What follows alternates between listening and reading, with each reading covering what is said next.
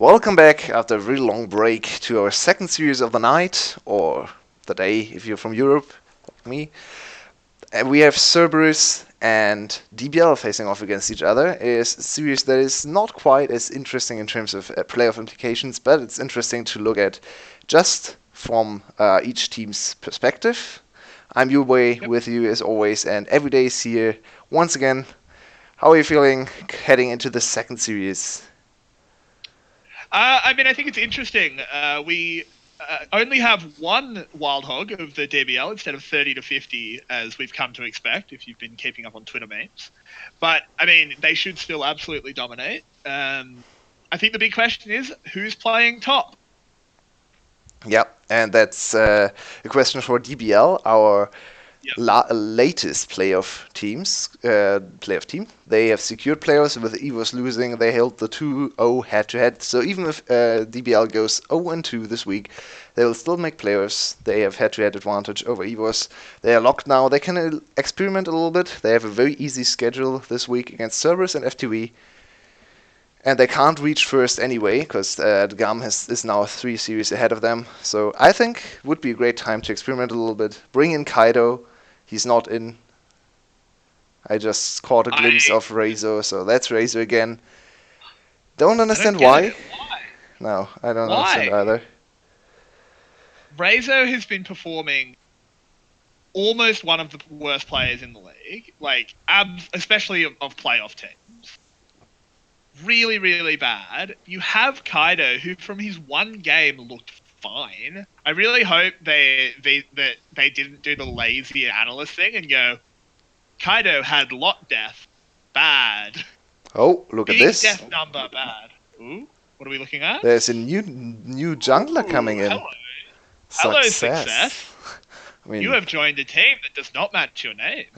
Maybe it does. Maybe he can bring them success, because there's still the miracle run for servers available. They're 2-10 right now on a minus 14 game score, and they can only make it out of the relegation zone if they go 4-0 in game score, and if QG goes 0-4. Then they can tie QG at 4 series victories and have an even game score, which means they will play a tiebreaker game. They also need FTV to win 2-0 over QG and lose 0-2 in the other game. So very, very... they also need the wind to blow from the south. Yeah, exactly. Or a very specific monkey to fall out of a very specific tree. When the sun rises over the west and stuff like that, right? Hello. What's going?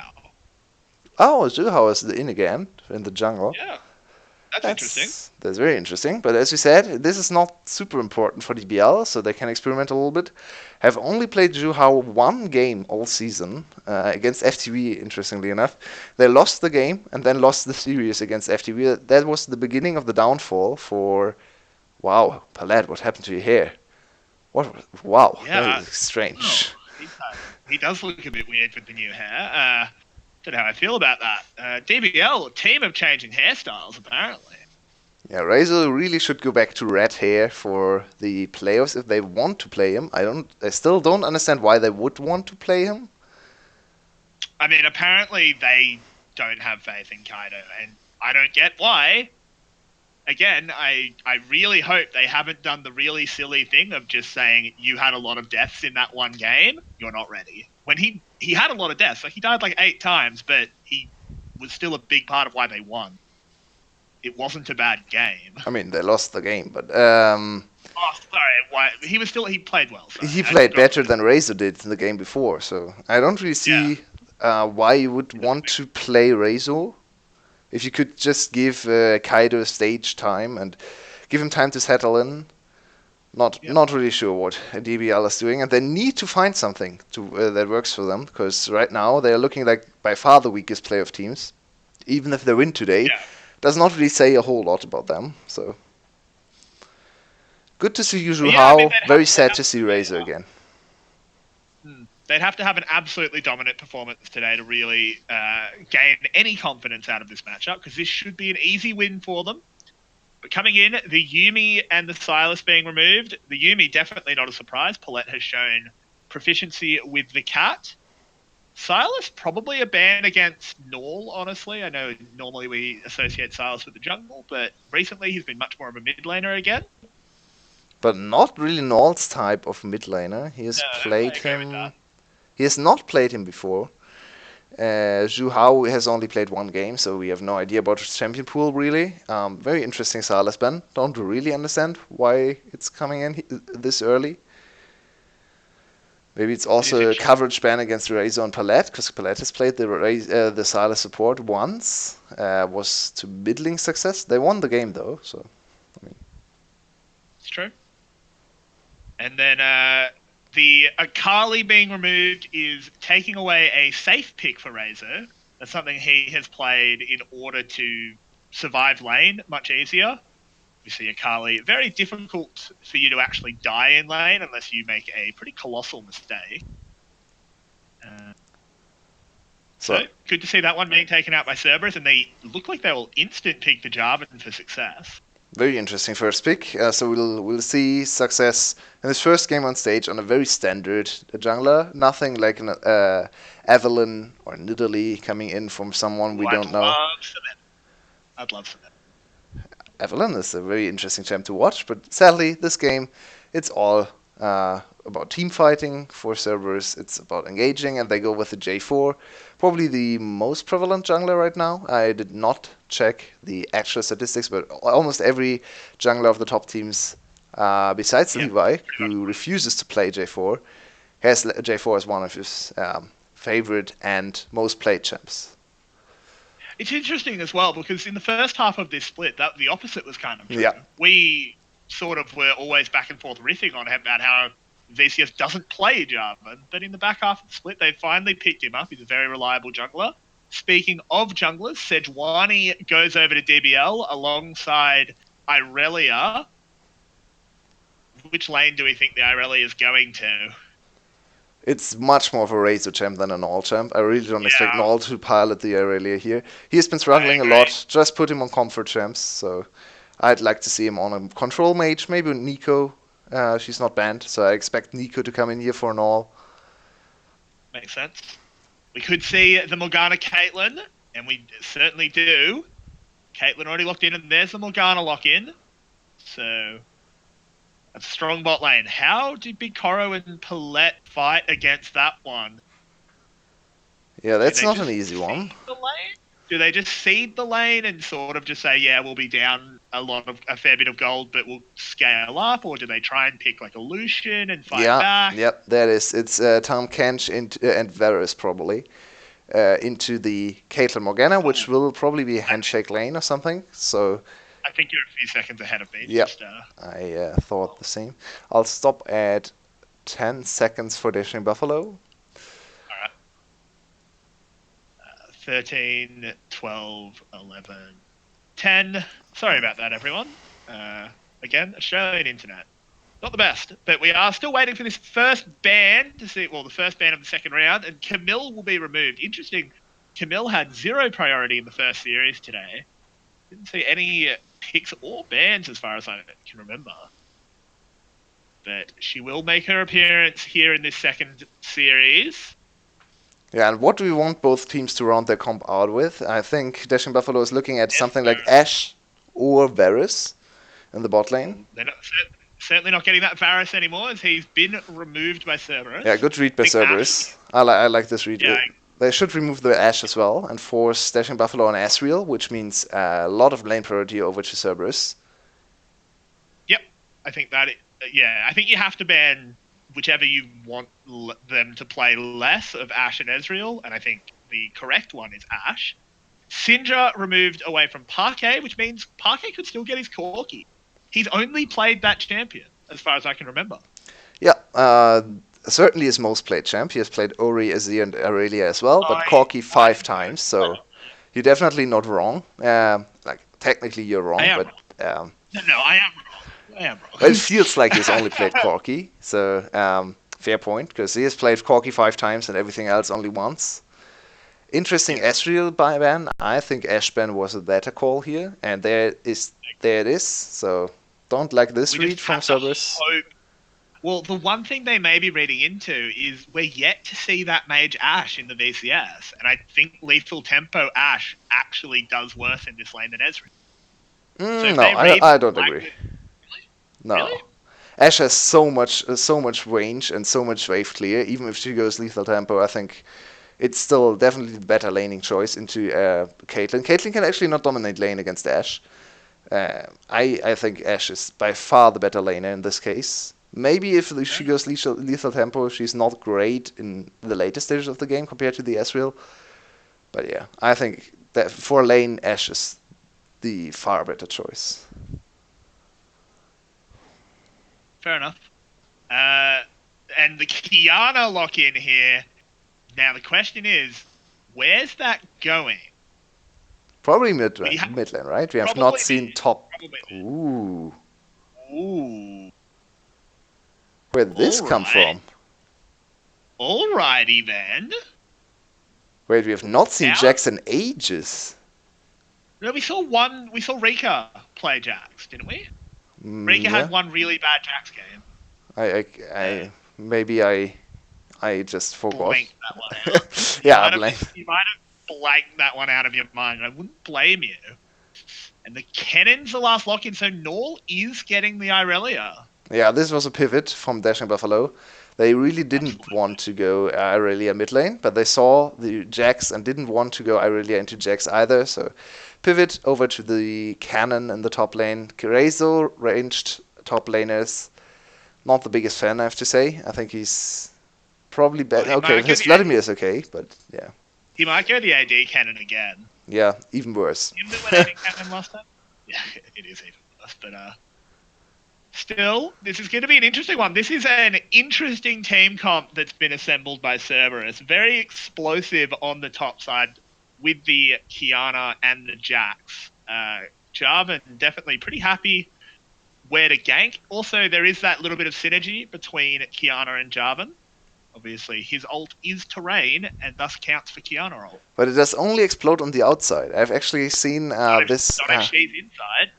What if she's inside? I haven't actually seen Oh, that. I've actually not seen what happens if she's inside. It probably only explodes inside then. Yeah, I imagine it goes on the same side. Yeah, that makes sense. There was actually one big play, I think it was in the LCS, not quite sure which league, where the Kiana tried to catch out the enemy mid laner who was inside the J4 cage, and the explosion just went around the cage, and the enemy mid laner inside the cage was like, okay, thanks. I mean, I'll walk out of here. It makes sense that that's how that works, right? Because it curves around the terrain. It's just that there's no other terrain in League that has a hole in the middle. Yeah, that's true. That's true.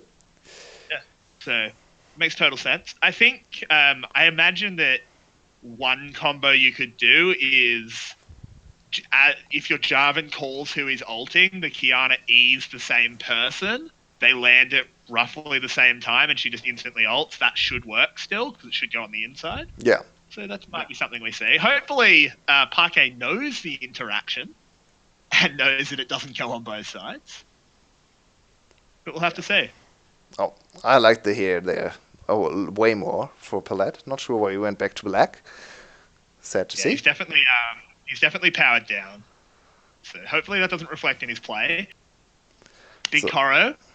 Looking at the two team compositions, DBL definitely looks more like global matter.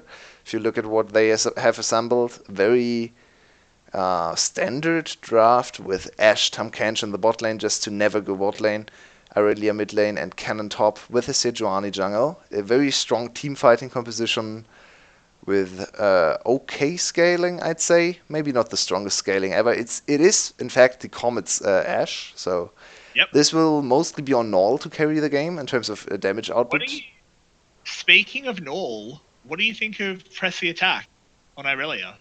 It's an interesting choice. I think in mid lane Irelia likes to go press the attack a little bit more than Conqueror, because the lane is too short to really go for long trades with the Conqueror. So I can kind of understand where he's coming from. Still interesting to see. Wow, Rezo with a very lucky roll. First auto attack in lane, he gets 60 gold. Nice. Wow. Oh, yeah.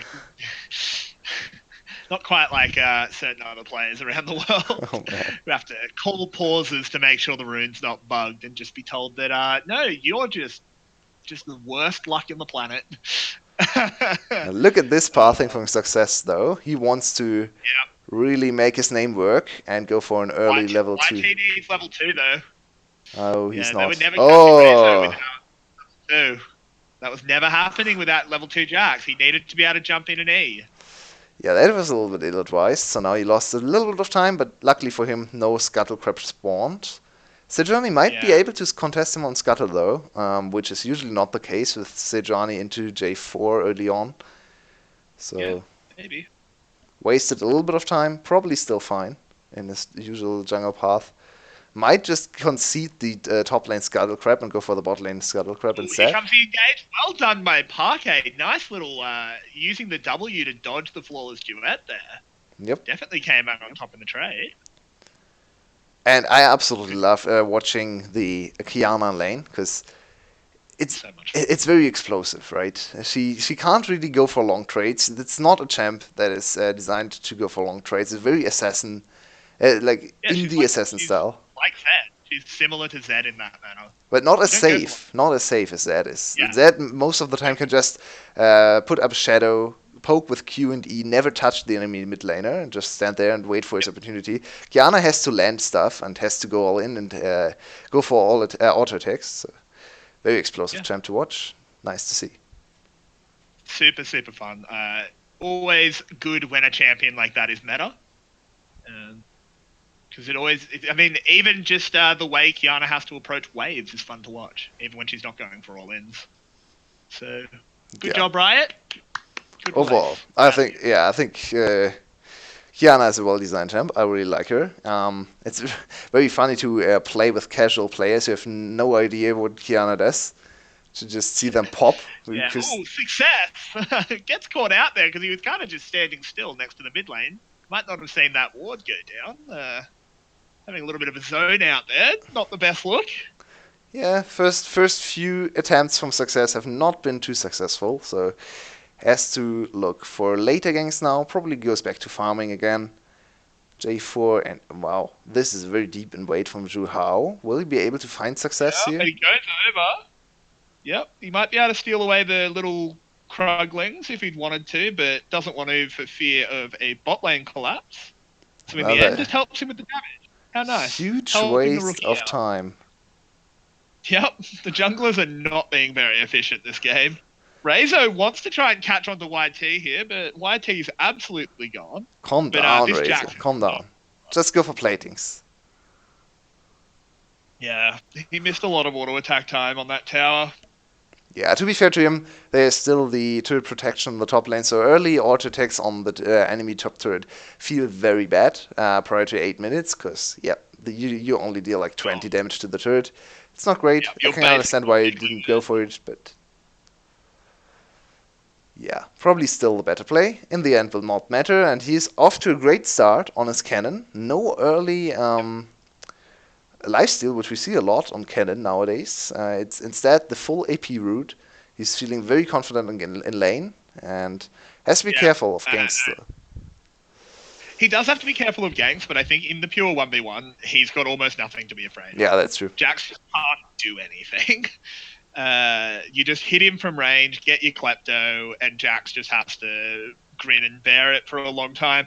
Ooh, Parquet could be in trouble here. He went for an engage at exactly the wrong time, uses the ult to try and buy some distance, uses the W as well, but will get locked down. My God, can we not do this graphic? And Ryzo now, oh my God, that graphic is so intrusive. I think we have to live with this graphic now, because new sponsors coming in for the VCS. We'll see a lot of Coca-Cola popping up. Yeah. Oh my God, get your Coca-Cola energy TM. So you have the energy to put up with the VCS's production. Oof. Yeah, so for a nice little counter engage from DBL's side, they read Parquet very well. He has to go for aggressive trades with the Kiana on lane. It's a little bit like playing Camille on lane. You pretty much have to decide the trades. If you don't, you will only just lose lane. So pretty easy to read this play, especially because he hit 6 first, so there was a little bit of solo kill potential for Parquet as well. He went all in on all. Tries to hit the ult here. This was insanely close, though. Nicely done from Null to jump off as soon as he could and gets the kill. Was actually in kill range from Parquet there. If the ult connected, Null would probably have gone down as the first blood. He would absolutely be dead. They're actually pretty risky play for Cerberus in the end. Not for Cerberus, for DBL. Works out. Yeah, and I mean, it just came down to a little bit of unfortunate timing for Parquet. He had to go for the trade, as you said. You have to be doing that as Kiana. And the timing just didn't work out. Didn't know where the enemy jungler was, and the enemy jungler was entering his lane. So, yeah. I mean, but he should be okay. He has that early serrated Dirk, so he definitely still has the all-in threat. The ult is back up as well. It's quite a short cooldown. Does he, though? Look at the Null's items. Yeah, true, with the early. I mean... Chickened out of the matchup. He's just going ninja Tabi. You're not killing me. I outscale you anyway. Yep, but he has roamed, looking for Rezo, but Rezo backed off at the right time. Unless he gets caught out here, I'd love to go have a look up in the top lane where there's an engage happening. Don't know how Rezo got away. He used his flash, but we watched them start a Cloud Drake instead. Yeah, apparently he had to use his flash. Sadly, we did not actually see what happened, but not a whole lot in the end. Here comes the time catch ult. Zeldris could be in a lot of trouble, and he is. He was trying to just go onto the trade kill, but Zhu Hao will take that free kill. He's happy for that one. That trade kill was never happening, by the way. That was one of the most unnecessary kill steals I've ever seen from a jungler. That was horrific. Just give the kill over to Bikoro. Go on, you're Sejuani. Don't take the kill away. That was absolutely unnecessary. Let your Ashe have gold. That was, pretty terrible. Zeldris had fully committed to, at best, on a 1v1. Zeldris just stood still. Came in and just the big Poro wanted to... He was hungry. That's a big Poro. That probably eats a lot. Probably pretty expensive. Yeah, a little bit sad to see, but in the end, it's still DBL off to a great start in the game. More than 2k gold lead at 9 minutes. Cerberus looking very lost in almost all the lanes. Top lane is back to even, though. Great stuff from YT. Yeah, that's actually really impressive. That shouldn't really be happening. I guess Razor has to be a little bit more careful without his flash, because that's a little bit of solo kill potential for YT if he plays it out correctly. If he gets the stun... Yeah, it's not easy, but it's possible, I think. I think if there's ever a solo kill attempt, Razor just presses R, but... Yeah, but I think if you get to stun the cannon while you get stunned from the cannon, you might be able to chase him down as Jax, with the extra MR on the ult as well. YT could be in trouble here. He's dead. He doesn't know that Zhu Hao's here. Ooh, success is around, though. We could get a 2v2. Oh, we could get... Oh, no, YT! If you just hadn't walked forward, you would have been fine! Why flash? Oh, he gets to his jungler, and the flash might be good! Oh, my God, is he going to live? Somehow, he's still alive. Oh, my God, no, he's dead. Null's coming. He doesn't have anything to jump to. He has to go into the E. Oh, he's gone. Success will get away. Oh, I thought he was living. I thought that was some proper saving Private YT, but no. That was very funny. I thought he was going to live. Yep, in the end he still goes down. Kill goes over to Zhu Hao again. He wants to collect all the kills. He wants to look like Jenkins on the Sejuani. Sadly, so far has only been kill steals, but I mean he has been in the right place at the right time, so give him the kills, I guess. Will not matter in the end for BBL. He nearly recalled there. If YT had waited 3 seconds to walk into that bush, he was fine. But he chose just before the Sejuani actually recalled, so that's unfortunate. Not quite sure why he wanted to go in the bush in the first place. I intentionally didn't even bother bringing that up. I have no answers to why he did that. This has made this mid lane much worse for Parquet. Nor was already saying, yeah, whatever, I just don't want to fight you. But now he has a kill. And that's not great. Reizo up in the top lane, gets another stun onto YT. He's in a lot of trouble here if the next Q hits. Reizo going forward, that's dangerous against a Jax, but in the end, just forces the jump away. And he forced the ult as well, so now Jax without his defensive ult to force trades against Reizo. Reizo gets more free time in the top lane, gets to stack up his Kleptomancy. His farm is actually very bad on this top lane cannon, but I think on Kleptomancy cannon it's kind of forgivable to not farm up to standards, because you use a lot of auto attacks to get extra money from Klepto. And as long as you go even in CS or deny a few CS, you still get more gold than the enemy top laner. So it's not so much about accelerating yourself. You get accelerated with Kleptomancy anyway. It's about getting more gold than the enemy. And yeah, denying CS with aggressive posturing can be just very successful. Speaking of lane matchups, Caitlyn lane has lost 2 tower plates. Yep. I mean, Bikoro and Palette. Parquet. Oh, the binding hits. Palette has no chance. Oh, I thought that ult missed for a second there, but it doesn't. Down goes Big Koro immediately. Palette should be following momentarily. Maybe Reizo arrives, hitting a huge cannon ult. Oh my word, the amount of damage coming out. Zeldris will go down in a moment. Parquet, can you turn this one around? He really needs a push W.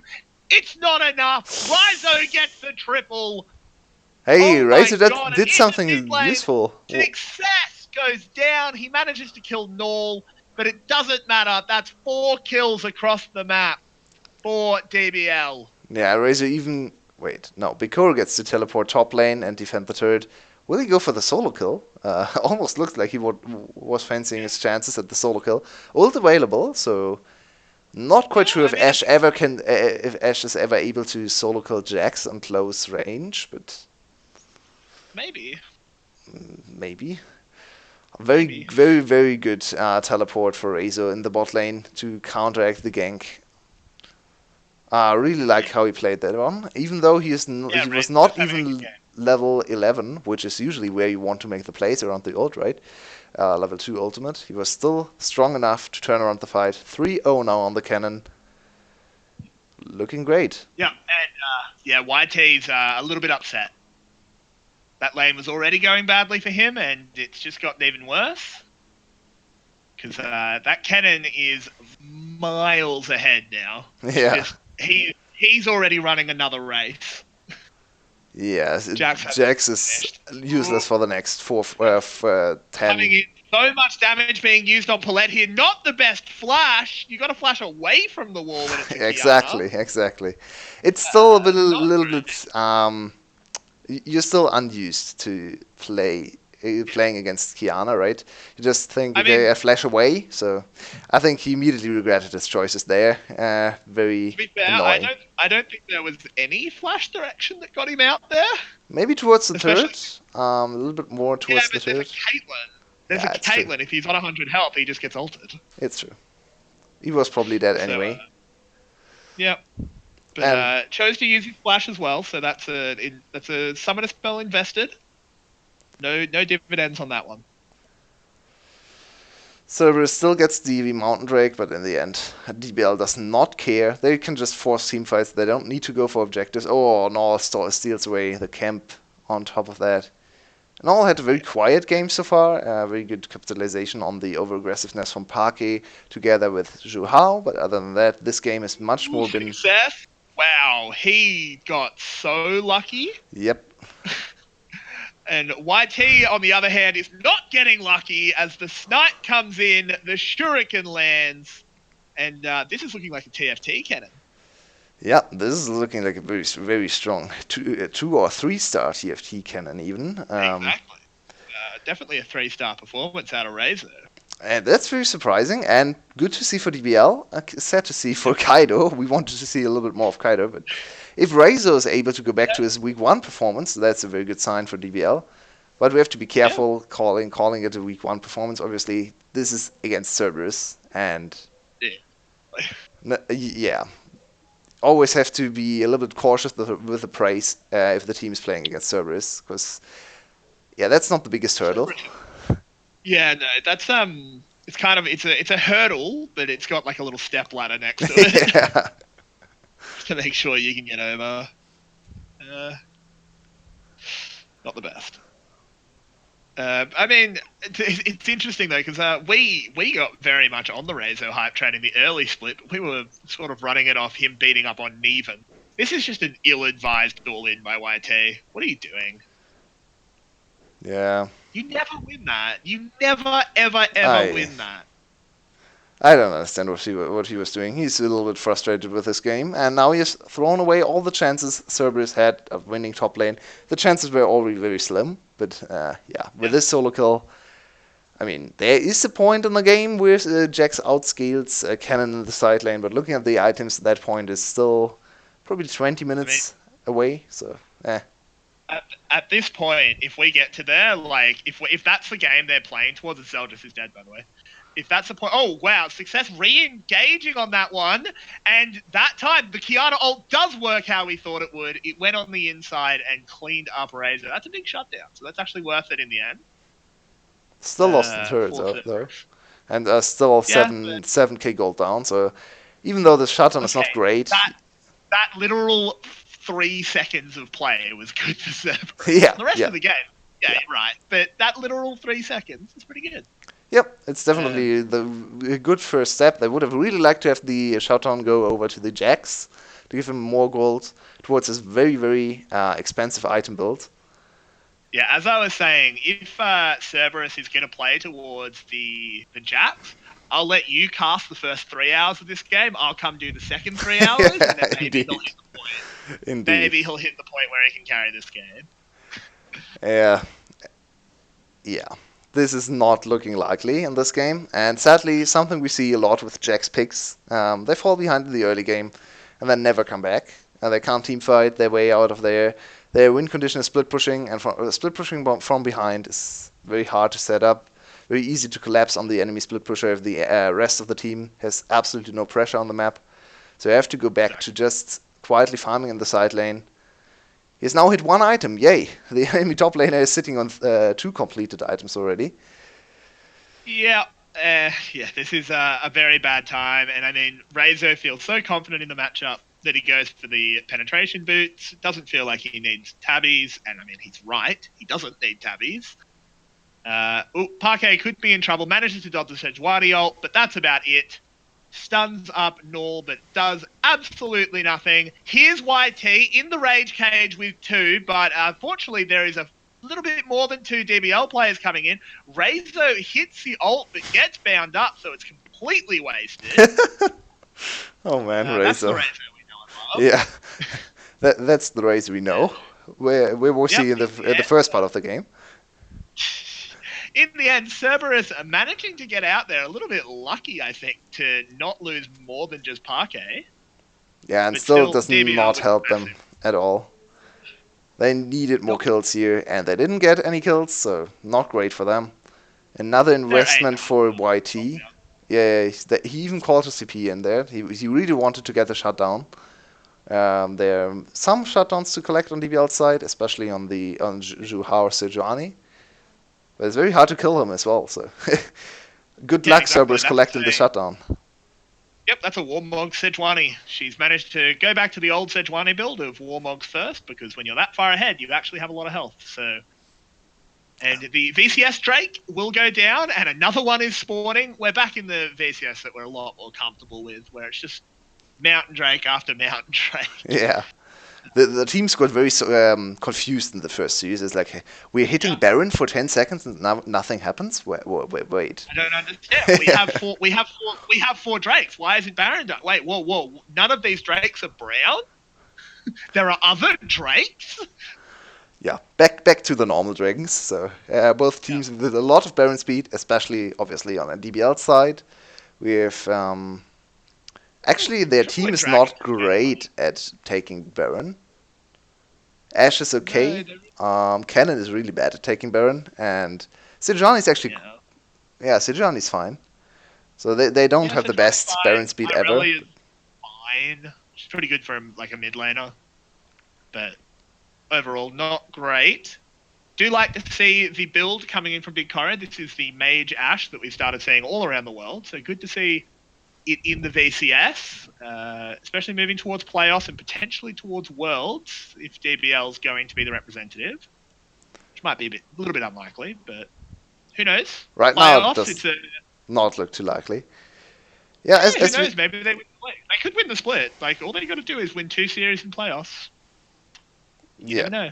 I mean, they could just go as a second seed as well, because I don't think anyone is betting DBL over Gamma right now. So It'd be a bad bet, but I've seen crazier things. I saw that's true. Renegade 16 the best team in the world once, so who knows?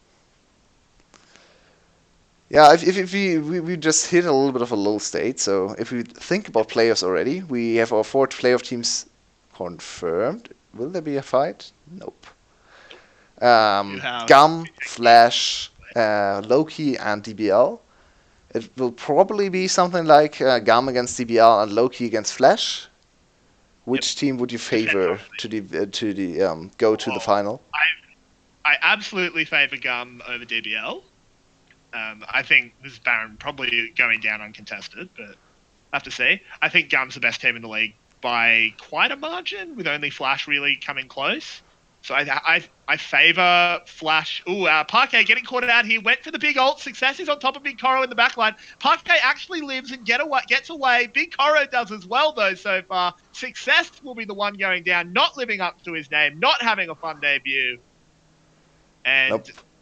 DBL wins that fight. Ron, what are you doing there, you absolute psychopath? Man, he gets out of there, so well done, Ron. Well done. He wastes his heal, though. Doing something. Not quite sure what he was doing there. He wanted to get more vision, and DBL could just look to go back to Baron now. DB is full HP again. Razor does not have his TP available, so a little bit confused. He's backporting right now, so they don't want to go for the Baron immediately again, even though success was down. Weird choice. I think they could have just taken down the Baron without any interruption. Yeah, it's a very odd decision. Maybe they're afraid because they didn't have the ults. They used the Cannon ult, the Sejuani ult, and the Aurelia ult, maybe. But I still feel like they could have just taken it. But they just want to play super safe, which, I mean, I can't necessarily blame them for. But as we were saying before that broke out, I think the most likely situation is a Flash versus Gum final. Yeah. I think Loki has a chance of beating Flash. Like, I think that's not out of the realms of possibility. I think DBL beating Gum almost is out of the realms of possibilities. Like, Gum is so good. Gum is so good. Yeah. I think Gum against Flash would be a very worthy final. A final that could be one of the most competitive finals if you look at all the leagues across the world. We probably won't get a competitive final in either NA or EU. Korea doesn't. NA only has one team. Yeah, Korea does not look too competitive right now either. There's SKT on a 9-game winning streak. They'll probably just stomp the final. China could have a very good final, and I think VCS is probably one of the few regions with a very big final potential for a close final. Might just be Gum blowing out Flash as well. Definitely possible, but Flash is good enough to withstand some games, I think. Yeah, I mean, they'll have a chance in the back 4 games. As we all know, Flash starts series down 1-0. Yeah. That's how Flash plays. Ooh, here comes the catch on the YT. This is a very dead Jax. Press F in the chat for your main man, Jax. As Rizo goes up to 6-1, he's having a cracker of a game. And Cerberus, look, I know you're a big dog, but it's time to go to the vet for the last time. Let him give you the needle and just have a good sleep. This man. We have to watch 2 series from Cerberus this week. Then we finally get to say goodbye to this team, and I'm really happy to not have to watch their games anymore, because it's a little bit frustrating. So hard. It is very. Nothing ever happens in the games. Let's be honest. This has been a snooze fest. This is not an interesting game. No, it's really not. Like this is every Cerberus game. They screw around for 25 minutes, just losing, and then it takes another 10 minutes for a team to kill them. Yeah. They It's have like when the you. longest game timer in the whole league with 34 It's like when minutes and 40 seconds. It's yeah, great. it's like when you it's like when you play Tiggy with a 5-year-old and they just hide behind a couch so you can't reach them. It's like, okay, cool, you're not losing, but no one's having fun. Good When I was point in the actually chat. LCK definitely is close in terms of standings, but if you look at the recent performance for teams, there's one outstanding team in SKT, and everyone else on the top is kind of struggling and beating each other, while SKT is just rolling over everyone, 2-0, 2-0, 2-0. So even though it looks well, competitive right now, I think power level I'm gonna pretty I'm gonna play much. to our audience. I'm gonna play to our audience and say that you're completely wrong. And even though I don't watch LCK at the moment, because I don't have time and it's on too late, you're actually completely wrong. And LCK is the best league in the world. It's gonna have the best fight. What got me out? C fans, I'm on your side. Subscribe to Everyday Australian. Nah, I mean. No, subscribe to this stream. It's much better. I don't even stream anymore. So Oh now man, finally Baron might Baron. fall, Yeah, about time. and no one on They are Cerberus' fine. side seems to be willing to contest. Oh, Ron, I tell a lie. Ron, Success is the here. absolute nutcase, just walking in. Success will come in, but Rizo's already picked up the first kill onto that Morgana. That Kiana ult did absolutely nothing. Parquet is getting trucked now. Rizo very low, but goes into the stasis. He's all right. Will he go down? YT gets his revenge, but it's short-lived, and we have a Coca-Cola energy ace. Yeah, and still no Baron for DBL because they just want to go for the inhibitor, which is a fine choice. I don't. Do they have enough time to finish? 29 20 seconds. seconds? Oh, I don't think so. no, I don't think so either. Oh, Maybe. no, I think Ron comes up and he buys a bit of space. They want it though. They think they've got time. I don't think they quite do. 15 seconds to They'll 13 seconds. they can get a Nexus tower Yeah, for I sure, don't. but I don't think. Oh, I think they're going for it. So Oh, let's look. I mean, with that kill on Ron really screwed up there. That was silly. You didn't need to go that far forward. So, I mean. Ron's had a bad game. Yeah, he really had. And I don't understand the decision here from DBL. If you don't want to rush the base, just go for Baron. Like, such a basic mistake for DBL. I really don't like to see this one for one of our playoff teams. They could just go inhibitor into Baron and not lose any time. To be fair, like they wanted the base. I think they realized about 5 seconds before they called the playoff that it wasn't going to work. But you definitely think it like timing how long it takes to take a base based on death timers is not that hard. I think it was pretty obvious that you were never getting the base there. Yeah, I mean, I think this is a very basic mistake, and a playoff team should not. Parquet doesn't know how the Java and Kiana works. He screwed it up. Oh, he ulted on the outside. Oh no! And the Sedwadi sitting in the middle said, "Okay, hey, cool. Explosions." And Ron's caught again. And what are you doing? Ron UP needs a buff. It definitely needs a buff. This is a Baron. bad game. Baron. DBL for. KDA. Oh my god, this game is so. Just take Baron and finish already. It's. Success is that. Hey, wow! Look at the damage from Raze. What? What's going on? Is so far ahead. Oh, success gets away. That's a success. Very minor success, though. Not the success Cerberus was looking for. And to remind you, reviewers, if Cerberus lose a single game this week, they don't even have to lose the series. A single game, they are out. No, they are locked into relegations, right? Even if they win this 2 series, they lose 1 single game, they are locked into relegations. So looks very likely. We have at least 1 team in relegations after this first game already. This game's really close. They've still got a chance. They're only 16k gold down. Yeah. How often do we get a 16k gold lead? Yeah. That's ridiculous. Look at Zelda's exploding. Zelda's is dead. Oh my god. F the police coming straight from the top lane, apparently. as Caitlin goes down. Ron goes down again. Success and YT are trying to do something, and apparently DBL have the Coca-Cola energy to take game one.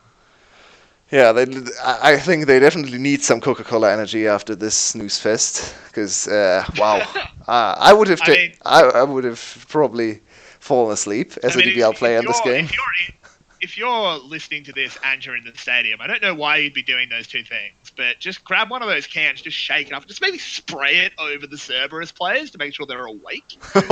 Like, That's harsh. By the way, our casters like, changed suits between series. oh wow, they did. That's costume change. Wow, that's impressive. Interesting. Did they do But that yeah, with that before? lost, I don't know. Very interesting that they've done a costume change. Yeah, I but still think one of the best league death costumes was when Monte Cristo had the like full traditional Korean oh get yeah, up back when that it was was, 2015. or Yeah, that was cool. when he was the train conductor, and he gave everyone tickets to the Korean hype train. Oh, Yep. I miss Monty. I miss him. So that was a very uneventful game. Razor stomped his lane. Everyone kind of won. Bot lane especially against a very hard matchup. Still, Hard won the lane. I think Bikoro and Palette definitely deserve praise after this laning phase. Yeah, and it looks like Yeah, DBL is just miles ahead of Cerberus. Does not look close in the first game. We'll have to see if Cerberus can do anything. It would be a little bit annoying if they won the next game because it does not matter for either team. So it's just like, yeah. yay, play more I'd games. rather I'd rather have an early night than watch a third game of this. But oh well, we'll have to see what Cerberus can do. Maybe they pull out some nutty pick. And we really have to commend Razor after this game because we were Yeah, definitely very critical of him the last few weeks. I think rightfully so. But yeah, absolutely today right. he definitely showed up. One game against Cerberus does not a redemption make, but I do think he gets MVP for this game. Yep.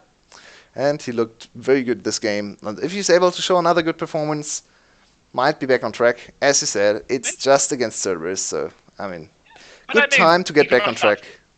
Yeah. You got to start. His third MVP on our stream. He got 2 in the first week, or first 2 weeks of play. And since then has not gotten a single MVP, at least for us. So now up to 3 MVPs. Kaido's still not in. We don't quite understand why. But I mean, if Razor's able to show more performances like in the first game, I'm fine with watching Razor, even though he's not a top laner. Yeah, absolutely. And we'll be back in just over 5 minutes. See that I just noticed as I scrolled down, it's a bit fluctuating, but we're at 90 viewers for a moment there. So hello, everyone. Thanks for coming and watching. Welcome to Feel free this to jump in very the chat. interesting best of 3. I mean, don't judge the VCS of this one. Yeah, please don't. Go back and watch the first Please, series. That's I great League promise. of Legends. It's normally much more fun. But still, sometimes it is fun watching a team get destroyed. So hopefully we have a little bit more of an active game in the next one. We'll see you in about 5.5 minutes.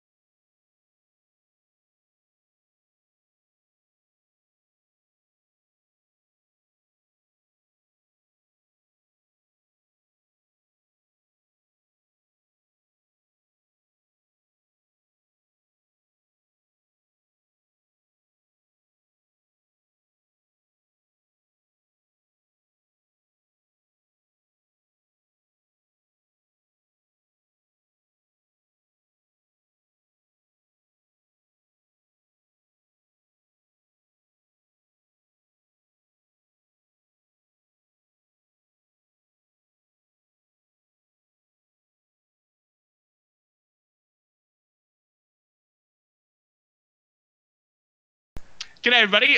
We decided that neither of us need a drink or the bathroom or anything, which is what we do in these pauses. But since that was a pretty quick game and we had an hour break beforehand, we're both all right. So we're coming in with the unofficial VCS broadcast special where we have a little bit of a quiz and a little bit of trivia because it's fun. It doesn't mean anything, but it's fun. So we've got some champions in that open because everyone knows, like everyone who's an experienced League of Legends player, you can name a champion and say, what does their W do? And you could probably tell me. Yulwei as well, I imagine. Pretty much every champion in the game, I could say, what does this do? Like, what does Kha'Zix's W do, Yulwei? Yeah, it fires a spike, or if you What's it evolve, it called, fires three. What it's called? What's it called? Because Void that's spikes. Void spikes, right? Yeah, correct. But that's the meat and potatoes of this little game we play. Yeah. Because you might know what all the abilities do, but do you know what they're actually called? But yeah, that is Void Spike. Do you know what his ult's called? Oh. No, I have to say I have no idea. I don't. So this is a weird name for what it. I mean, I guess it kind of makes. It's called Void Assault. Oh, okay, okay. Kind of makes sense. But feel free to play along in chat. We're just having a bit of fun because we have nothing better to do for the next 2.5 minutes. So let's open up another page. So it's a mix of trivia and ability names.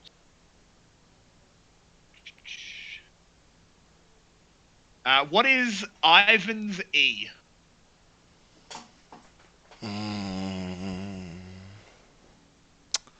Root caller is his Q. Correct. That's the one you hear on cast the most, because it's the most hype ability for Ivern. Yeah, I mean, it's one of his only, like, active abilities, like, that do something immediately. So, What's E called? I don't think I know. it is called Trigger Seed. Ah, Trigger Seed. Yeah, I heard that one before as well. Trigger Seed. Actually, cool name, I think, because actually describes cool. what the ability does quite like accurately, right? Pardon? Yeah, exactly. It does. So, okay, so we're gonna just reverse it. Yeah, that's the W. Brushmaker. That's the W. Brushmaker is the W. Trigger Seed is the E. Gonna reverse it. Gonna tell you a name of an ability, and I need you to tell me which champion it is. Okay. So, Dance of Arrows. That sounds like E from Varus. Incorrect. That's Rain of Arrows. Okay. It's Rain of Arrows. There's Dance of Arrows as well. Okay. Yeah, it's a different champion, so makes sense. Other champions use arrows. Varus? No, Varus. Ashe has arrows as well. She does. Is it Ashe Q? No, that's Frost Shot. Ah, okay. No, is Frost Shot her passive now? I think so. No? It's not Ashe. It's not Ashe. Who else uses arrows? I'll give you another one of their Kindred, right? Kindred. Yeah, it is Kindred. It's Kindred's Q. Oh, Dance of Arrows. Yep. I mean, the dance part makes sense. I don't think the arrows are dancing. It's Kindred who's dancing, but yeah, exactly. So it's a dance with arrows. Okay. Sorry, I just had to sneeze. We get hail of arrows. I think we can do one more before the pause is finally over and we get into the second game. What is Urgot's W? Oh my god. That's it's his machine guns. Yeah. Ooh. Chad, do you have an idea? Actually, no, it's not that weird, I guess. It actually kind of makes sense. No, I have to say, I have no idea. What's called? It's called Purge. Purge, okay. Yeah. Because, one word ability names. Yeah, I mean, it kind of suits Urgot, I guess. He's kind of no nonsense. I guess. Urgot's terrifying. His theme is so good. Just putting that out there. Yep. I love the horrific executioner. But we should be back now for game 2 of this series. Let's just not put an adjective before that. Between Cerberus and DBL. And is it still Rezo in? I think so. I think this looks like Rezo. So another game Looks for like Rezo. Razor, but it's hard to tell. Yeah, we I always wonder try if our, to sneak a glimpse of the yeah, players sitting on I think our stage. spy in the stadium would have told us. Yeah, and I also think looking at the at his hair, Rezo's hair is styled a little bit more than Kaido's. Kaido very long hair, but without a lot of like True. things in there. So I will just say one thing about the VCS is a lot of black hair, so it yeah, can be a little hard that's very true. to It was find. very easy to spot Reiser before because of his Exactly. fiery red hair in the first 2 weeks. Sadly, he went back to black, but yeah, I mean, if he feels better with black hair, just go ahead and get black hair again. I like this Yeah, red hair. I think it looked quite cool. yeah. I think it looked good on him. I think it looked good on him. But you know, people should do what they're comfortable with. Sorry, I'm just having a sneezing fit. So he's still on. Today he does not want to wear his glasses. Not sure why or what constitutes him wearing glasses on stage. Last week he came in with glasses. Maybe he's still trying to get his style. Success just is out again. Pot is back in. Yeah, I think that makes sense. I mean, I really don't Success. understand why you would debut Success in the game that's the last chance to get out of relegation zone. I guess they are already gave up all the chances. A little bit strange to I see. mean, you may as well try something. But Pot actually was one of the best performing members from Cerberus, so Yeah, I was really not wrong. surprised seeing him being the one who stepped out. And also YT Yeah, starting is a little bit surprising as well, in my opinion, because LL, in my opinion, was a little stronger in the last few yeah, weeks. that's very true. I didn't even really pick up on that. Why is YT? Has to be In? scrims, right? I Has to think, yeah, be. well, you'd have to think so. There's no other reason. Not really sure. What do we think, Cerberus? Is there anything they can do in the bands that may help them in this one? Hmm. Or I think banning out the Akali is a good call. Maybe go for cannon ban as well and try to attack top lane. We've seen Rezo being soundly beaten in top lane. Maybe that's one of the few ways you can actually attack Buffaloes as Cerberus. Because I don't think you can ever do anything about mid or bot lane. Lanes are just too bad compared to the enemy team. So yeah, I think that's a good point. But is there too many top laners to ban? hmm, I really don't understand the Silas ban. I still think Yeah, it's Silas ban doesn't make any sense. This is a bit silly. yeah. Silas is not a first pick worthy champion anymore. And even if the enemy first picks Salas, you at least know what you're getting, right? So, don't really understand why Silas. Oh, and they ban Morgana against Ron P after he had one of the worst Morgana games on I've ever seen in pro play. That's very strange as well. Uh, Yeah, pick and bans in the VCS can sometimes be a little bit silly. This is one of the games. I mean, maybe they just want to take away that strat. But why? You actually Yeah. you beat this strat I very don't know. easily. I don't know. You could just pick Ash again and win anyway. Yeah. It's You but the just hard Zaya is won. open this time, but it was banned last game. Okay, so they wanted to set up the Zaya first pick, and that's why they banned away the Morgana to go for Zyra Khan bot lane. That's okay, then I can accept the Morgana ban, even though Ron P on Morgana looked very lost last game. That's actually a valid strategy. Zyra Khan and then Jungler probably in the first round for Dashing Buffalo, and counterpick the solo laners. Yeah, that makes some sense to me. And the Irelia being picked up again didn't do a huge amount last game. Did Parquet, but maybe he can redeem himself this time, or maybe it goes to YT.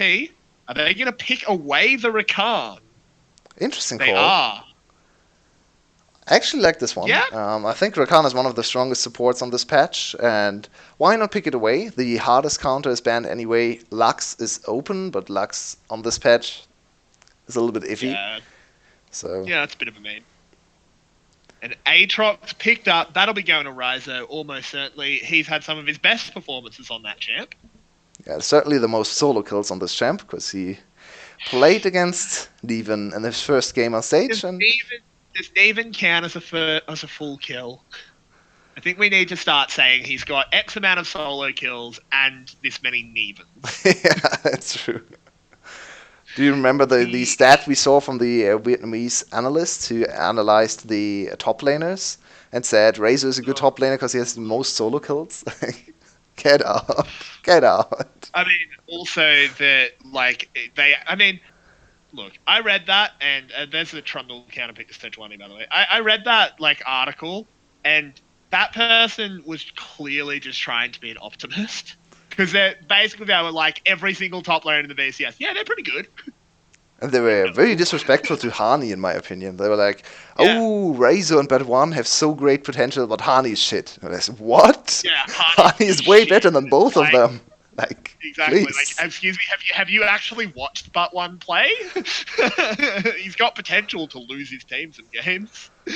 That was surprising. But we should go back to this draft, because this is a very interesting counter pick we've not seen too much of.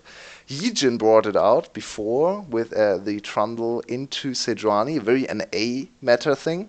We don't see it too much around the world.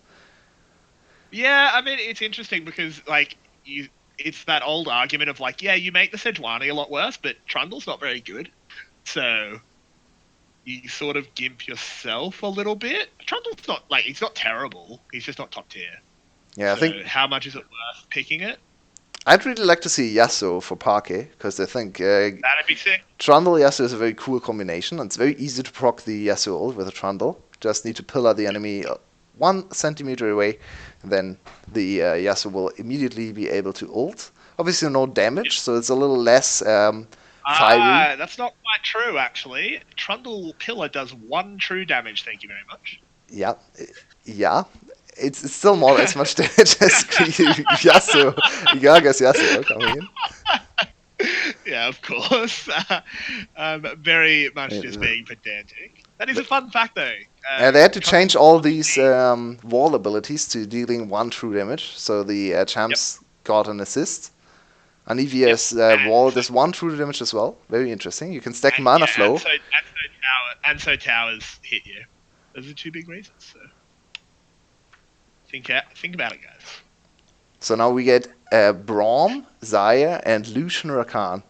Both ADCs wished they could change support picks. They really do. I feel like they're going to be looking across the lane, and a love song's going to kick in for both of them. Indeed. Because they desperately look at their partners on the wrong side. And Azir will be the pick for Null. And it's Ron with the opportunity to counter pick it. Hey, do you know what's open for mid lane? There's a very hype matchup. Yasuo's open? No. We need the Corki. I have my hand covering the bottom of the right of the screen, so in my mind, that's still a Yasuo. Whoa, he locked in Yasuo! Whoa! Yay, we finally get to see Corki Azir again. It has been too long, definitely. We had to watch the Gum mess, and Gum refuses to pick up Corki or Azir, so now we're back to very good standard meta. We all came for the Azir Corki, obviously, and here we are finally. How great. And I mean, this is VCS observing, so no doubt we'll be watching mid lane almost the entire lane phase, as nothing happens, because it's Azir Corki, where nothing happens. At least it's a very good champ for Parquet, right? We talked about him being the Corki main on his team. He came in and won his team one of the 2 series they have won against QG last week or the week before that. Not quite sure, but they won 2-1 against QG with 2 games on Corki for Parquet, and he carried both of those games. So nice performance. We have to see if he's able to do the same against DBL. Not too likely, sadly, but yeah, at least we get to see some meta adaptation out of the VCS teams. Not the direction we wanted to see, to be honest, looking at global meta trends, but... Oh, man. not exactly what we want the VCS to emulate, but oh well. The rest of the lanes are actually pretty exciting. Irelia Aatrox can be pretty fun, and the bot lane should be a good time too, as there's a fair bit of engaged potential on both sides. You think so? I think the bot lane is the biggest snooze fest of of the whole map, I have to say. Really? Yeah, it's Braum and Rakan. They'll never do anything against each other. Yeah, I mean, look, man, I'm just trying to give our viewers something. Give them something to hope for. Yeah, let's just look at top lane all the time. I think we can learn a lot about top lane in this game. How does Razor look on this very volatile matchup? A little bit in favor of Irelia. Did you know that if you look up near top lane at the start of the match, you can see Dragon flying? Yeah. You can. Yeah, it's true. Does not help you at anything, but it's true. No, it doesn't, because it doesn't even indicate which Drake spawns first. So it nothing. That would actually be a very cool thing to integrate into the game. Oh. It'd be pretty neat. Hire me, right? I'm full of good ideas and random trivia that means nothing. Man. There's also a frog that kills itself in the blue side jungle. Yeah, I think we all have seen that one before, because it gets highlighted on... Yeah, the Aram map also has more surrounding than actual map. If you zoom out of the away from the bridge, there's a lot going on in the background. Yeah, it's same as if you move to like one side of your TFT board, it'll like show off to the side. Oh, that's true. That's true. Pretty. By the way, we have a different Aatrox skin. I'm very surprised. I know. We have Justicar Aatrox. We never see different Aatrox skins. It's always Mecha Aatrox. Yeah. I think it's always Mecha. Yeah. You just don't like his Heelys. I think he looks very silly. I agree. But I just love the idea that he's got little wheels on his shoes. He just skates along. Unfortunately, not the top tier Corki skin. Zhu Hao. Oh, I really don't like this. He's gone Aftershock. Yeah, he's gone Aftershock. And Aftershock, if you're not familiar with this matchup, Aftershock on Sejuani, if the enemy is Trundle, is suicide. Because he gets to steal your Aftershock resistances, but once your Aftershock has abated, you are sitting on minus resistances. So never go Aftershock into Trundle. Very bad idea. We'll have to see if we get to see a super squishy Sejuani this game. We definitely will, because the only reason you pick the Trundle is to ult the Sejuani. It's true. But it's still Cerberus against DBL. To clarify how that works, if basically the way Trundle ult works is it steals a percentage of your total resistances, the way Aftershock makes that happen is the Aftershock makes you have more resistances, he steals a percentage, and then you lose the Aftershock, and you literally go into negative armor and magic resist. And, I mean, you are taking true damage. Even without Aftershock, it's bad on the Sejuani because of the passive. And the passive can already bring you to negative resistances or very low resistances. With Aftershock, you'll definitely go negative. So it's horrible. It's not great. This is a very filthy decision from Zhu Hao. Like, you just have to, as a Sejuani player, if you see the Trundle counter pick, you just have to bite the bullet and go Fleet Footwork. You can even go Hail of Blades if you want. Like, it's an okay choice. It's not as good as Aftershock, but you have to. You don't really have much of a choice. Oh, Null getting a little bit trained down here. Null? Oh, okay. Oh, there it is. Oh, you're actually ahead of us for once. Interesting. Oh, sorry. I was up at 305. Oh, wow. You're at 305 already? That's interesting. Yeah? Oh, God. Oh, no. 2, 3, 4, and 5, and we should be back. Looking at the same screen. Internet, it's a weird and wonderful thing. By the way, I really like what Razor has done. Finally adapted some Aatroxes that have adapted to the matchup and do not challenge Conqueror into Conqueror anymore into Irelia. So, very good choice for Razor. I always like to talk about this one because it's a very obvious mistake. He has not committed the same mistake, so good for him. Good for him. Looking way better today. Razor's pretty good. Razor looking good today. And down in the bot lane, it has gone a little bit the way you predicted. Braum staunching most of these engages. As Trundle is moving into the mid lane here, Null getting knocked out by that Pillar of Filth, and I just noticed Pot has gone for the traditional Trundle skin. Low tier choice for sure. Yeah, I mean, this is Sejuani against Trundle in the early game, and two very defensive lanes, and one lane that can't really do a whole lot in the early game, so don't expect any action for the next few minutes. Wow, Ronopy lands double knock-up. This is the most hype we've had this game. Wow. Yeah, I mean, I think Noel took a lot of damage at one point, so that was exciting. Had to TP back to lane. Woo. Yeah. So now, top lane, something might happen, because Razor's pushed. Ooh, this is the potential 2v2. White, he needs to hit level 4, though. Oh, he wasted his Flawless Duet. This is interesting. But Pot is coming in. They don't know that Juhal's here. Razor doing an excellent job with the bait there. Now YT has to flash. One more stack on that Sejuani passive needed. And Pot flashes as well. Well done, DBL. Coming out. 2 flashes positive. Yep. Don't fight against Melee and Sejuani together. Especially if your Trundle's not level 6. He's okay. Yeah, he's okay.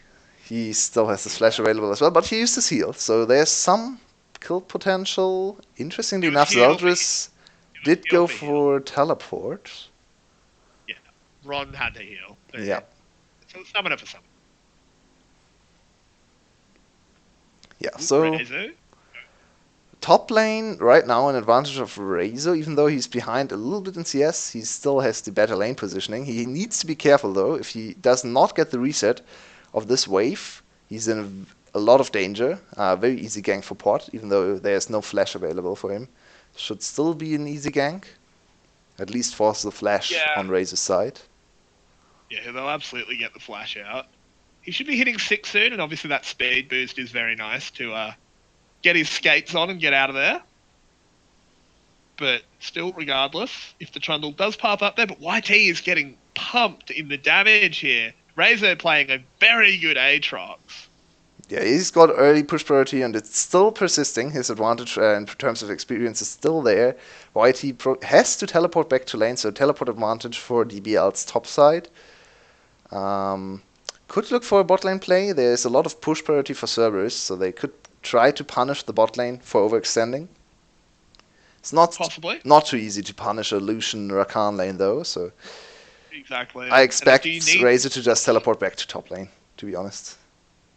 Yep, I think that's the sane decision. And this should be an Infernal Drake for Cerberus. They have a very slight gold lead of about 200 gold. And this Infernal Drake, which is nice for them. But certainly nothing cracking this game open yet. Ooh, Razor could set up a freeze here. Has he learned about wave manipulation? We know Razor's history with setting up phrases. Very true. That's why I'm interested to see if he actually learned something. Because, yeah, if you want to go back and learn about how to not freeze a wave, you can look at the highlights of this channel and look at Razor against BO3, EVOS against DBL, and how Razor destroyed his own chances in the top lane with very, very bad wave management. That was an interesting game. You can watch the same game to learn how not to play Renekton from ahead. It's true. Because BO3 solo carried that game, and instead he did nothing for 30 minutes. Yep. Which was a great time. And that actually was the nail in the coffin for EVOS's playoff chances. So. That it was. Razor's in a lot of trouble here. Has to flash. Doesn't get slowed by the Sejuani. There were 3 people in his lane, and he was a little bit spooked. Can't say I blame him. It's a spooky situation. But he gets out. Very far roam from Rakan. He went for mobility boots before anything else, not even upgrading his support item. So he will fall behind a little bit in terms of gold. Kind of needed to make this gank work with this item choice. So it's already bad item choice if you just look at the gold invested and the result. I think they could have forced the flash without him. So. Yeah, it's not the best decision. Thankfully, they didn't lose a huge amount in the bot lane while he was gone. Wasn't one of those situations where an ADC dies while the support roams. That's always very sad to see.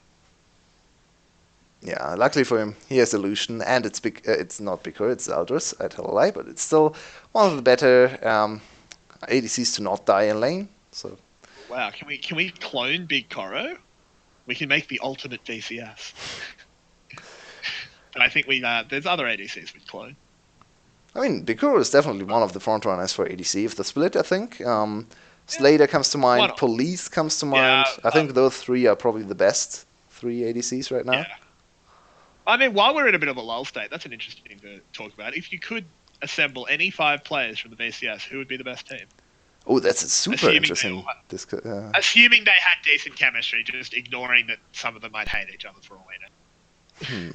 That's such an interesting question. I think you definitely need topside for Gum. Yep, but which one do you take? Ooh. Do you take Zeros or Yoshino? Ooh, judging of today's performance, it's probably Zeros. Yep, I agree with that. I think in the last 2 weeks, Yoshino's looked a little bit rusty, so... it might even be Kiaya for me, I have to say. You wouldn't put Kiaya as your mid laner? Maybe not. I'm not sure if Kiaya as a mid laner functions as well if you go for a stronger bot lane, or the bot lane that wants to be played around. That's a good point. So so maybe Kiaya. Kiaya or Zero's top. Definitely Levi jungle. I think there's nothing you can... No, there's no question. Literally no. Mid lane is a very interesting discussion. Mid lane's hard. Because if you're not going to take, like, Kiaya, because he's not a mid laner, he's a top laner that plays mid, who do you go for? I think it's difficult to say. I think in the first few weeks it would have been Null, but I think he's fallen off a lot in this split. I completely agree. I think he's Optimus, Artifact, or Kiaya are my choices. I would lean towards Artifact, but it's very close. Ooh, up in the top lane, we do have a bit of a rumble as we haven't gotten a little bit off, and YT is gone. The Coca-Cola Energy First Blood going to Raizo. Yep, very easily done. No flash invested for YT to get out of there. I think he accepted his death. Oh man. This will be a slow bleed out game for Cerberus. We can already see what's going on in this game. It's a little bit sad to look at, but let's go back to the more interesting discussion of who would be your best team out of the dream team. Dream VCS team. I think support, I'm going to skip ahead to support Slay. Yeah, Slay definitely a support. Mid and ADC are the most interesting discussions. I think I'd probably go with Artifact as well. It's very close. It kind of depends on... I mean, I think if I can draft for the team all the time, I'm actually going to take Optimus, because I think the biggest problem with Optimus is that he just goes for happy games on weird champions like Asriel mid lane and Hex Flash LeBlanc for absolutely no reason. Yeah, I mean that's actually a good point. If I could coach them and stand behind him as he's making his runes and hit him on the back of the head if he mouses over Hex Flash, maybe he'd be a lot better. And then another Infernal. We promise we are still watching this game. There's just not a lot going on. The second Infernal is picked up, traded for the Rift Herald Summon. This should be first tower for DBL. Raizo getting solo gold. Aatrox having a very nice game. It's pretty interesting to see that DBL kind of has adopted the Gum style in this game, at least.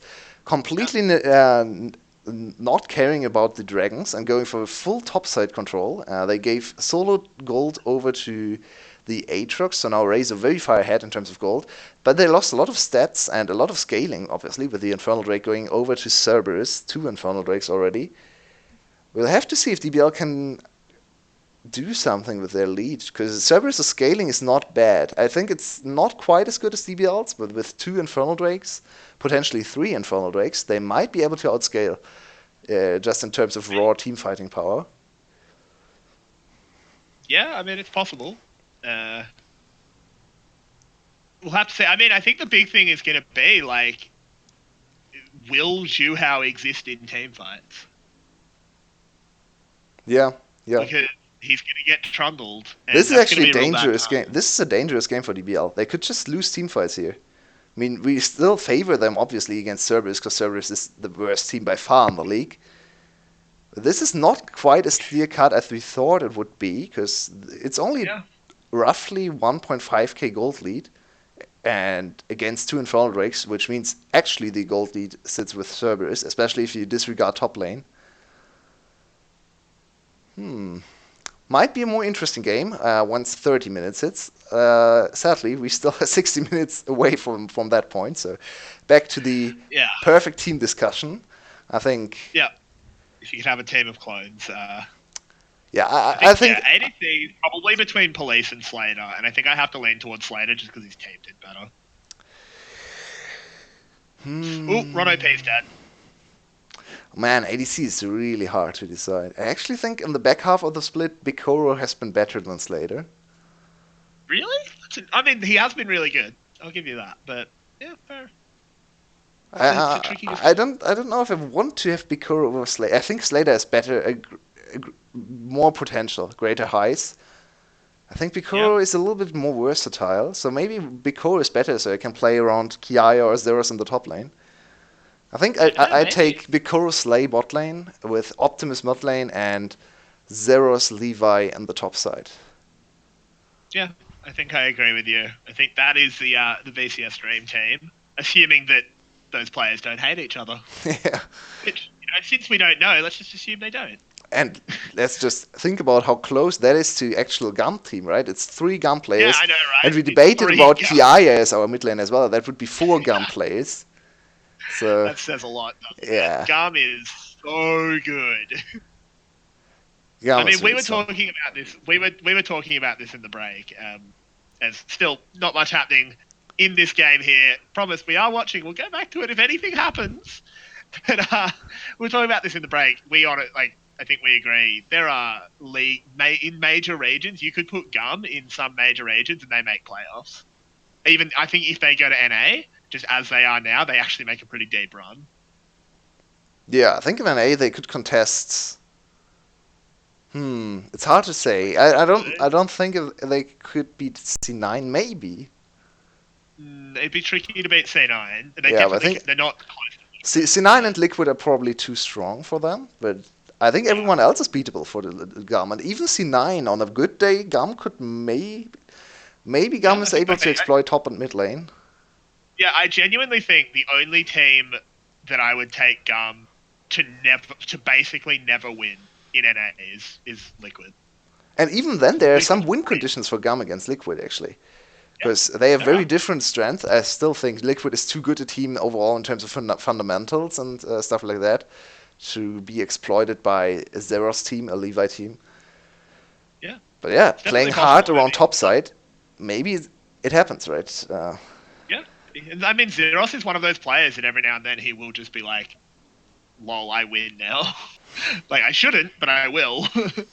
Yeah, I'd really like to see Zero step up in Worlds if they get there, which looks very likely, because his last international showing was pretty weak. He overextended a lot. So if he plays like he did in the first game today, I think GUM could make a run. If they get a good group draw and get some good games early on, it's possible. Quarterfinals is possible. Yep, and here comes an actual fight. Pot is going to get immediately blown up. Goes into the Zhonya's. Ron OP is already dead. Pot follows him down. This has gone a little bit wrong, but Ryzo now getting cleaned up, as does Zhu Hao. DBL has to run. They don't have the health bars here. Palette flashes. Big Cora going for the big play, but can't quite get it. He's already used the flame forward. No, tries to turn it around. Flashes forward. Does a lot of damage. Forces the flash out of Parquet. The soldiers are moved, but don't find their mark. What a crazy team fight. Absolutely. Finally, something happens. The players are alive, boys.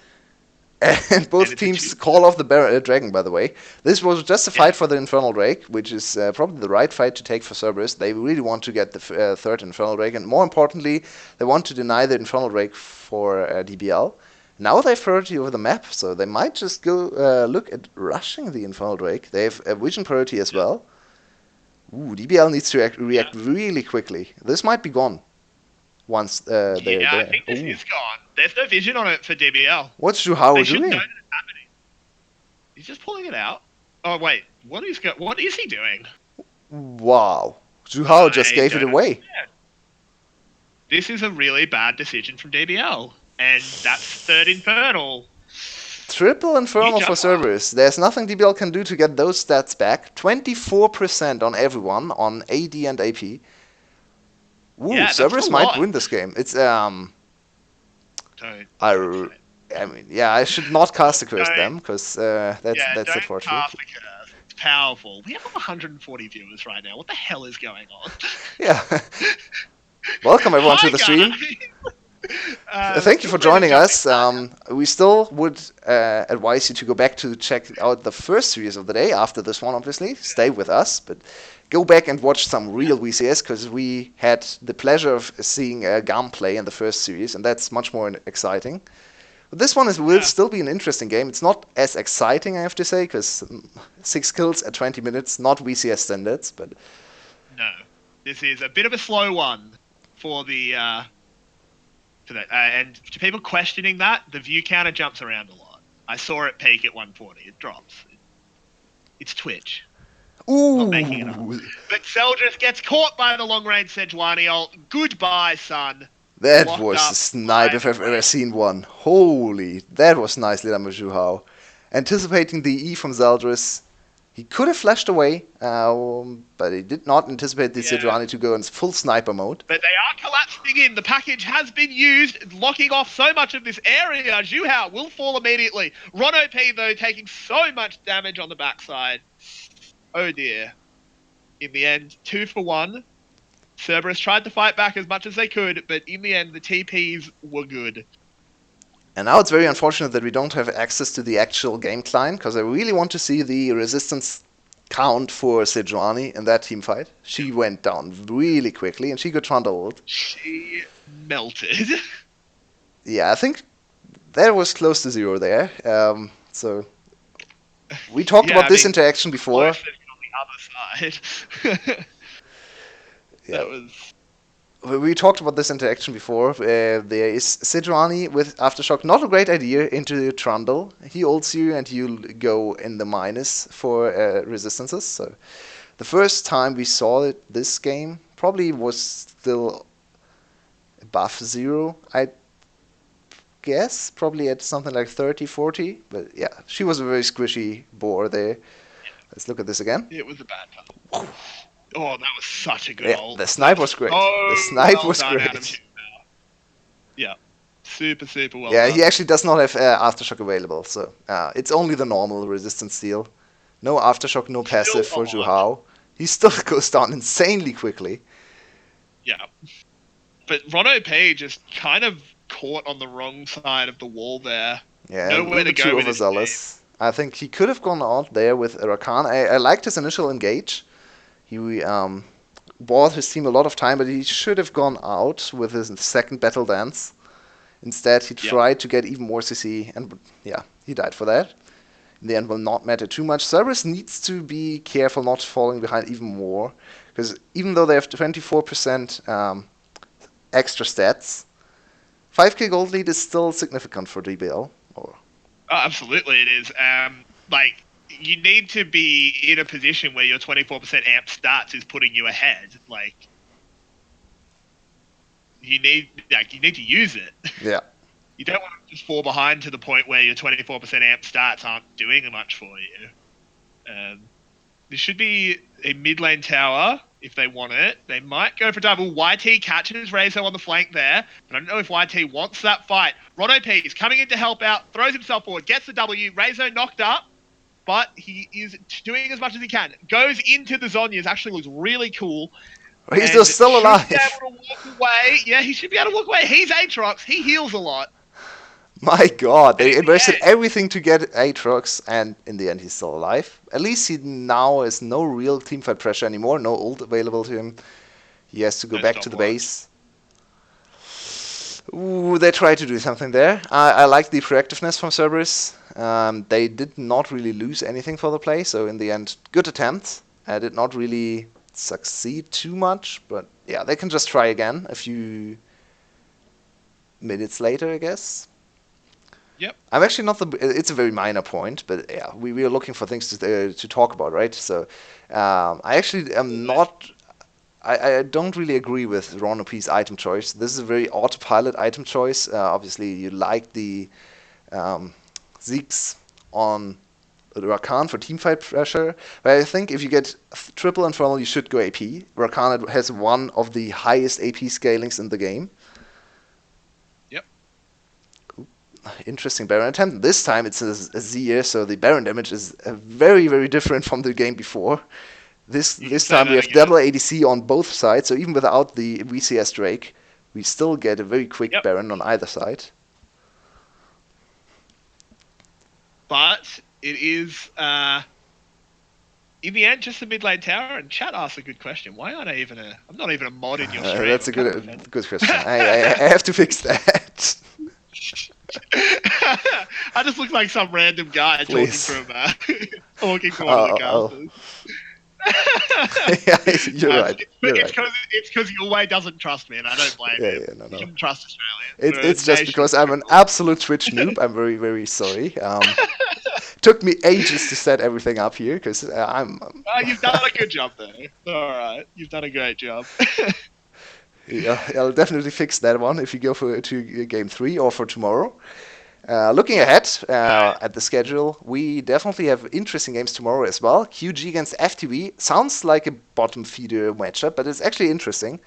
Because if FTV is able to win this one, they would tie QG and we'll have tied race against relegations. And then the much more interesting game, Flash against Loki.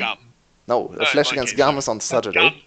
That's on Saturday, Flash against Loki is super interesting as well. If Loki is able to win, they will only head-to-head over Flash and have a very good position to go to second place over Flash. So that's a very important series. And everyone wants to get to second place, right? They want to avoid Gum. They want to go to the final. Yeah, that's very, very true. Third is a lot better than fourth, assuming Gum comes first. It's a very big deal. I mean, and also looking back at this game, it's a slow one for the VCS, as we've said. Only 9 kills in 26 minutes. Incredibly slow. Only 4 towers dead as well. I actually think Cerberus has a pretty significant scaling advantage. I think looking at the dragons, yeah. I'd say without the dragons, not so much. But with the dragons, I'd agree. Because double ADC with triple Infernal Drake is pretty devastating. So. Yeah, and I mean, it's also like Trundle making Sejuani not a champion means that one side has a big tank in teamfights, and the other side kind of doesn't. Yeah, it's still, I think, traditionally in teamfights, it's still easier for DBL to set up successful teamfights. Aatrox can come from a flank. You have a very strong double front line with double backline as well. So it's a very strong 4-man core with Aatrox playing whatever role they need from him. He can go a little bit tankier to give even more front line. Ooh, Pot gets hit by that Sejuani ult, takes so much. RotoP tries to dive in and dies for it. Get down, Mr. President. And the Secret Service agent takes the bullet for him. Press F in the chat for RotoP. That was very quick. Very quickly turned. Pot is still alive. Baron is risky. They have a very quick Baron. It's risky, but with no flash on the Trundle, how does he get into the pit? That's true. There's no ult either, so he's actually not that tanky. But they have to be careful about the Corky poke. He's level 16. If he hits a big one... Ooh. Yeah. Oh, in comes YT trying to get it. There's the Azir wall being used. Paulette really, really low, but Pot even lower. He's gone. Rizo's in the back line trying to do as much as he can. Has a GA, and he goes into it, has a little nap. Can we not have this graphic in a team fight? Come on, BCS. As Rizo manages to get over the wall, the Death Dance burn nearly killing him, but he does get away on very, very low health. And now DBL. DBL. Oh man, Cerberus will lose this game, even though they have everything they need to win it. It's a little bit sad to watch, but yeah. Pot die without pressing his stone plate? I think so. Maybe his stone plate just came in as a new completed item. Did not keep track of his items, but looking at the items, it's actually not that likely, because that's not a great sign. Maybe he used it when he got dove under the tower and it came off cooldown. Possibly. We'll have to see the cooldown. I mean, the cooldown? What? The replay? We won't even see his items, unfortunately. He definitely did not press it there. And look at how squishy he is. He just goes down instantly. I mean, it's Trundle without his ult, without Stormplate. He's not really a champion. Yep. Can just troll around a little bit. Look how close Razor almost goes down there because of the death dance. What if he gets projected over the wall? Oh my word! And DBL's picked up 2 kills. Oh, Down goes Cerberus, YG. what are you doing? Cerberus, you get given everything you need, and you still won't eat your dinner. Cerberus. Yeah. Not a great game for Cerberus once again. Well, look at Parker. Parker wants to go for the highlight place. Just explodes though. And the game is just over. Out of absolutely nowhere. We had the slowest game in a very long time in the VCS. And then DBL decides to turn the monitors on and finally win the game. Very strange game to watch. Oh my word. And DBL takes the series in which Cerberus could have just stayed at home, lads. What are they going to do? Demote you more? Yeah, I have no idea what's going on with VCS B. We have to talk to a few of the Vietnamese guys telling us what's going on there, if there's a good challenger team. I think Cerberus is not looking too happy with their relegation chances, because Yep. right now I'd favor a good second-tier team over Cerberus. Cerberus just look very lost on the map. They don't seem to be knowing what to do most of the time. Oh man, it's a sad team to watch. Once again, 0-2. The game score is now sitting at 7-23. So that's a minus 16 score. Minus 16. Cerberus is just, they're just not on the same level as anyone in the top half of this league. Yeah, it's always a little bit sad to watch, and we always struggle to really find something to talk about in Cerberus games, because in the end they still lose whatever their advantage was in the game, and the games are not very interesting in the first place. Very long, drawn-out games, because Cerberus actually has a quite decent early game most of the time. They have okay laners who don't fall behind even against DBL players, apparently.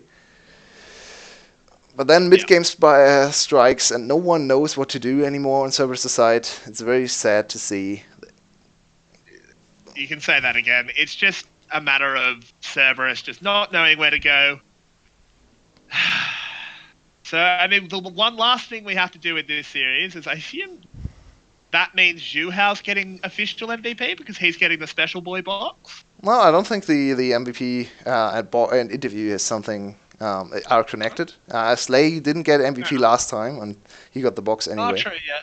True. So I guess they just picked someone random to get the special boy box. Yeah. I want a box. I think they just give it to the interviewee, so they're probably... I want one of those boxes. That's not fair. I don't. I think we get them out of I don't want what's in it. I just want the box. Okay, that's fair, that's fair. I'll give the drinks away. I'm not up for the drinks. I just want the box. But yeah, talking about the MVP, it's very hard to decide in this game. I think it has to be someone who outperformed the enemy in the last 2 team fights, which... I mean, Razor did really well. It's true. I think his team fight impact actually was not that great. I think Zhuhao had a pretty good game, honestly, on the Sejuani. He was pretty hard counterpicked. I don't necessarily want to give him MVP because he shouldn't have picked Aftershock. It's a very silly thing to do. Big Koro as well had a good Zaya game. Yeah, I think it's. I think I'm leaning towards Big Koro. I think I'm leaning with you. I think he carried the team fights and dealt all the damage. Null had an okay performance on Azir as well, but he was kind of invisible, just stealing damage in the backline, not bringing the big highlights plays. I liked the last little Emperor's Divide on Ronopi. That was very cute. That was very funny.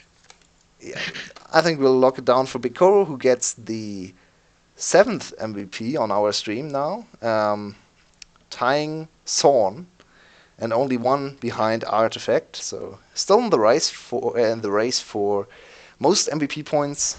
I think we'll decide an MVP kind of regardless of our points given, just looking at the whole Yeah. season. Because I really don't like just looking at the MVP points, especially I for agree. people like Optimus, who has a lot of MVP points, but ints a lot of games as well. I really would not want to give it over to Optimus. Yep. Yeah. I completely agree. So, that is us for tonight, though. Thank you all for coming and watching. It's been good to be with you. Unless you have anything more you need to say. Well, thank you all for watching. And if you want to watch the VOD, just head over to the video tab. Sadly, our YouTube got taken down, so can't provide you with a YouTube channel, but it should be watchable on the Twitch channel. And obviously, there's a little green button if you want to help us out. If you want to support our work, you can donate to the stream. Yep. I can upgrade to a $3 bathroom mic. Exactly. So, we'll see you see tomorrow. you tomorrow at the same time.